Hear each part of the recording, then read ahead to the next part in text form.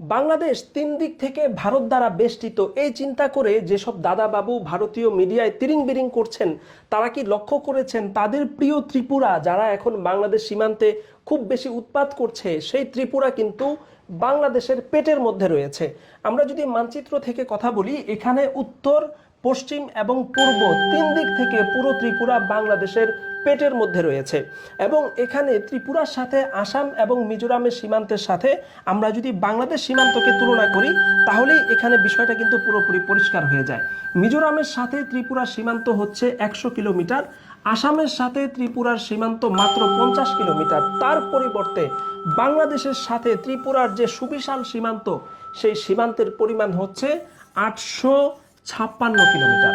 অর্থাৎ যেসব দাদাবাবু ত্রিপুরা থেকে বাংলাদেশে ঢোকার জন্য খুব বেশি লাফালাফি করছেন, তারা সম্ভবত ভুলে গিয়েছেন যে তাদের সীমানা আসলে ভারতের সাথে নয়, বরং তাদের ত্রিপুরা মূলত বাংলাদেশের সাথে রয়েছে। এবং ত্রিপুরার যে রাজধানী আগরতলার যে জায়গা, সেটি যদি আমরা দেখি, একেবারে বাংলাদেশ সীমান্তের সাথে লাগোয়া, মাত্র 2 কিলোমিটারের ভিতরেই কিন্তু আগরতলা রয়েছে। এবং এখান থেকে আমরা যদি পরের দৃশ্যটি দেখি, যে আগরতলার ঠিক ওপাশে বাংলাদেশের এমন একটি জেলা অবস্থিত, যে জেলার নাম শুনলে বাংলাদেশের বাকি 63 জেলার মানুষ কাঁপতে থাকে। এবং সেই ব্রাহ্মণবাড়িয়া পড়েছে ঠিক ত্রিপুরার রাজধানী আগরতলা থেকে মাত্র কয়েক কিলোমিটার দূরে। কাজেই ত্রিপুরা থেকে যেসব দাদাবাবু আগরতলা পার হয়ে বাংলাদেশে ঢোকার জন্য উৎপাত করছেন, তারা যদি বাংলাদেশে ঢোকেন, তাহলে তারা যে দৃশ্যটি দেখতে পাবেন, সেটাই এখন আমরা এখানে দেখানোর চেষ্টা করছি।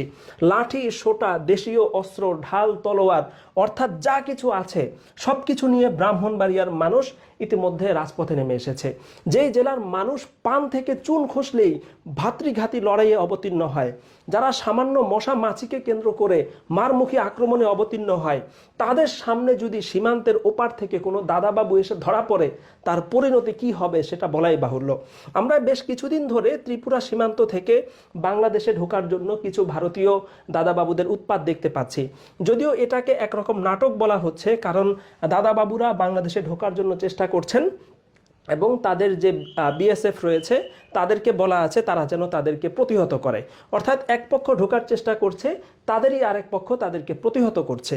এই যে ঢোকার চেষ্টা করা এবং প্রতিহত করার যে নাটক, সেই নাটকের ফসকে কেউ যদি ভুলক্রমে বাংলাদেশে ঢুকে ব্রাহ্মণবাড়িয়ার সামনে পড়ে, তাহলে তার পরিণতি কি হবে সেটা বলাই বাহুল্য।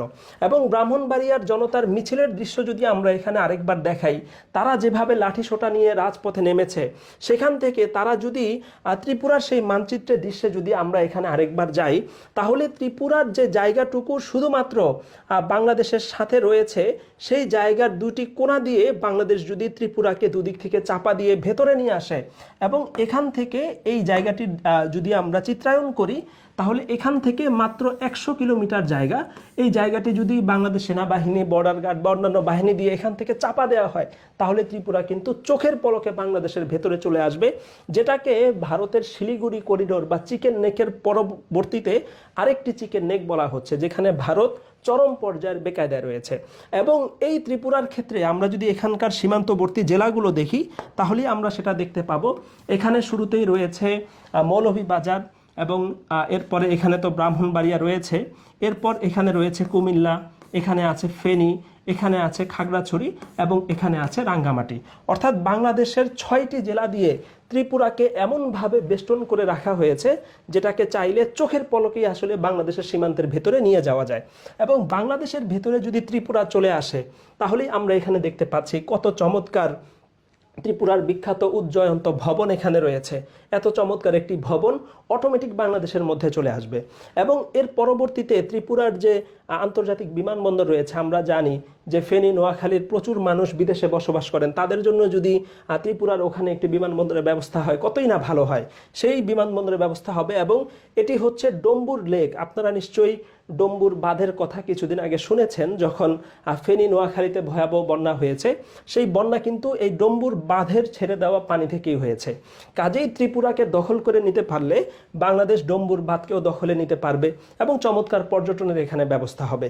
সব মিলিয়ে আমরা যদি ত্রিপুরার মানচিত্রের দিকে আরেকবার আসি, তাহলে বিষয়টি আমাদের সামনে পুরোপুরি পরিষ্কার হয়ে যাবে যে বাংলাদেশ যদি ত্রিপুরাকে দখল করে নেয়, তাহলে দাদাবাবুদের যে উৎপাত আছে এখান থেকে যারা বাংলাদেশে ঢোকার জন্য চেষ্টা করছেন তাদের সেই উৎপাত বন্ধ হবে এবং তাদেরকে ব্রাহ্মণবাড়িয়ার সাথে হাওয়ালা করে দিলে বা ব্রাহ্মণবাড়িয়ার উপর সোপর্দ করে দিলেই তাদের সমস্ত উৎপাত এবং নর্তন কুর্দন বন্ধ হয়ে যাবে।